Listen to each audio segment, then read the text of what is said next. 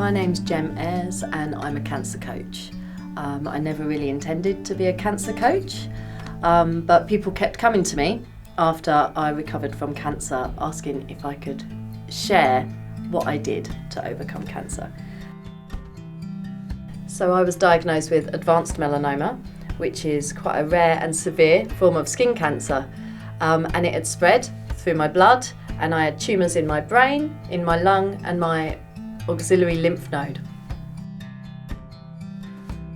So it all started in the summer of 2015. I decided to take a couple of months off from running my quite hectic business, and I was going to have a summer of love, so go to loads of festivals and go travelling to Thailand. But what happened was I started having headaches, and I didn't really understand why, and they were really severe headaches. I'd never really experienced anything like it before, and it was making me wobble and my vision was going funny, and I kept going back to the doctors. And the first time they told me that I needed to get glasses because it was eye strain. So I bought some glasses, and then I kept going back and kept going back. And then eventually, just before I flew to Thailand, I contacted them for a house visit and said, I can't lift my head. Am I okay to fly? And they just tapped my head and said, yeah, you've got a sinus infection, and gave me some antibiotics. So I was packed off with some new glasses and some antibiotics and went on an 8-hour flight to Thailand on a retreat that I'd booked months before. And when I was in Thailand, that was when I got really severely ill, and I ended up in hospital a few days later. And I had a CT scan, and they said to me, you don't have a sinus infection, you have a problem in your brain. And then a neurosurgeon popped up and said, we can't fly you home. We can't really believe that you made the journey over here and survived it. We're going to do brain surgery here in Thailand.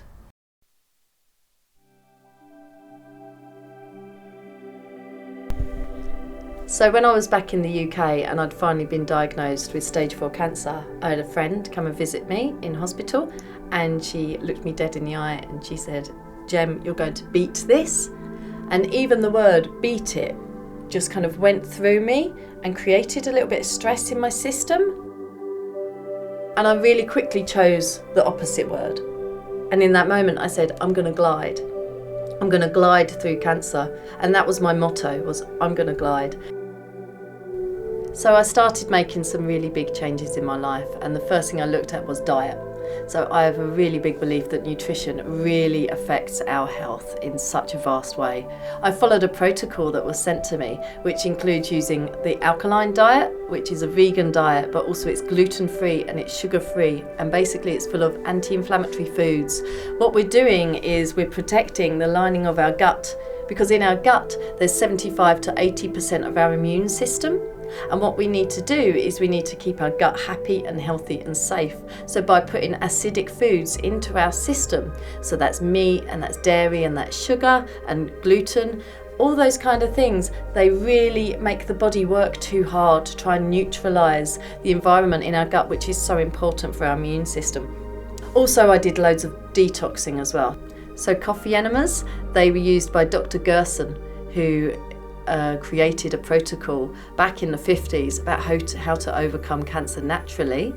Epsom baths as well, making sure that we pull out our toxins through the skin on a regular basis.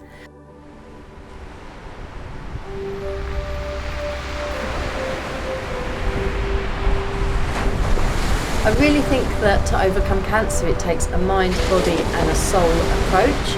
Everything needs to be looked at. We need to look at emotional imbalances in our life that will have caused stress from the past that are stored in our system, creating toxicity. We need to look at our lifestyles and our nutrition and what we take in, and we need to kind of look at how often do we really tune into our bodies and stay embodied and really listen to when we're pushing our bodies too much.